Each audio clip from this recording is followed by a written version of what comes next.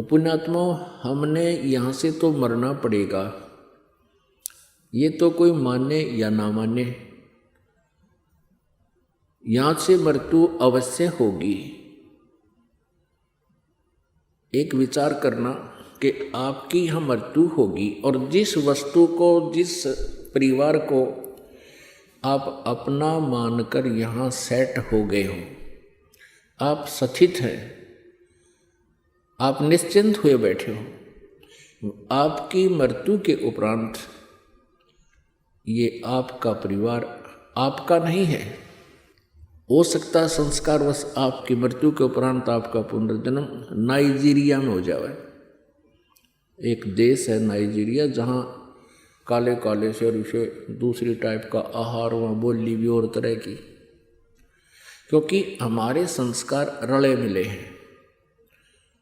जब सतयुग प्रारंभ होता है उस समय कोई मजहब धर्म नहीं होता। अभी भी द्वापर तक भी कोई अलग धर्म नहीं थे। द्वापर के बाद कलयुग में इस काल ने ये खेल खेला, हमारे को डिवाइड कर दिया। तो आज कोई मुसलमान बना है तो वो हिंदू को अच्छा नहीं मानता, यानी धार्मिक आधार से, और हिंदू हैं वो मुसलमानों को अच्छा नहीं मानते धार्मिक आधार से।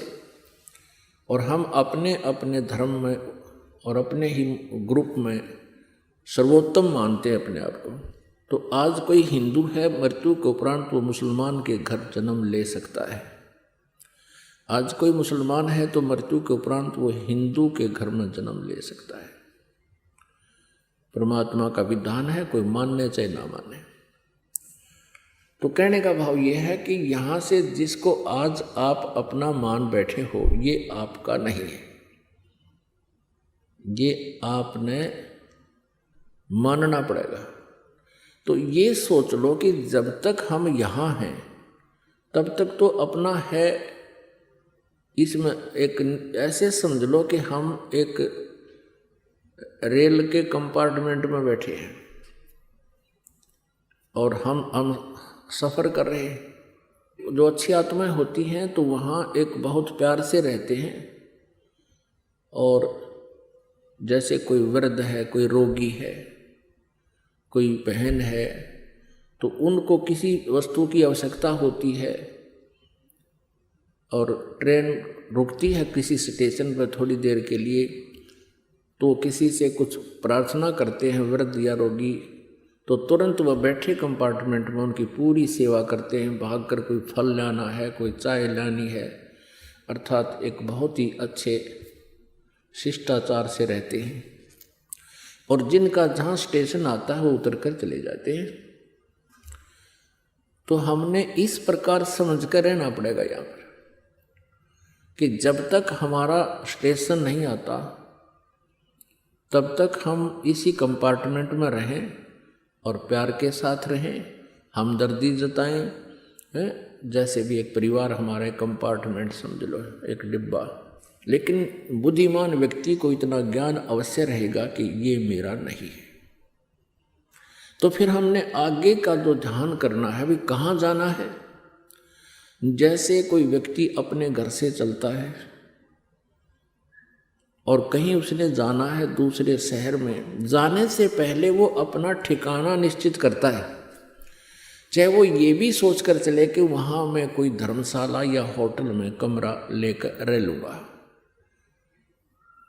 तो अवश्य कोई निश्चित करके चलता है, पूरा टूर प्रोग्राम बनाता है।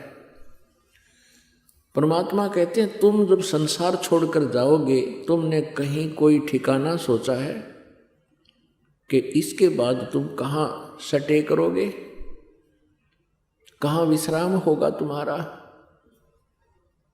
ये भी एक बहुत भूल है हमारी। तो अब हम अपना ठिकाना बना के चलेंगे और वो ठिकाना परमानेंट होगा। अब यहाँ से छूटने के बाद हम सतलोक जाएंगे। हमारी जो आशा है, मृत्यु तो होगी, और जब रजा होगी दाता की, वो उनकी कृपा से ही हम शरीर छोड़ेंगे। वैसे काल का हमारे ऊपर कोई लेन देन नहीं रहा, उसका हमारा कोई अकाउंट नहीं है। लेकिन परमात्मा ये देखेंगे कि तुम इस जीवन में परमात्मा पाने योग्य भक्ति कर भी सकते हो कि नहीं, क्योंकि अब ये पीक टाइम आ गया भक्ति का, और आप जी को मनुष्य जीवन प्राप्त है, और इस परमेश्वर की भक्ति करने से कुछ दिन के बाद आपको घना सुख हो जाएगा, ये नकली सुख इस संसार का। फिर आप जी क्या करोगे, क्योंकि परमात्मा समर्थ है, ये साधना शास्त्र अनुकूल है, इसका बेनिफिट बहुत घना है। कुछ ही दिनों में आपके पास इतना धन हो जाएगा, इतना पैसा हो जाएगा, क्योंकि काल का यूं भी जाल होगा कि घनी माया होगी तो भी ये फंसेगा। तो परमात्मा की भक्ति में आप आलस करने लग जाओगे, क्योंकि हम दुख में भगवान को घना याद करते हैं, और पुण्यात्मा जो सुख में भी भगवान को याद करते हैं धन्य है वो, तो उनका तो कहना ही क्या है।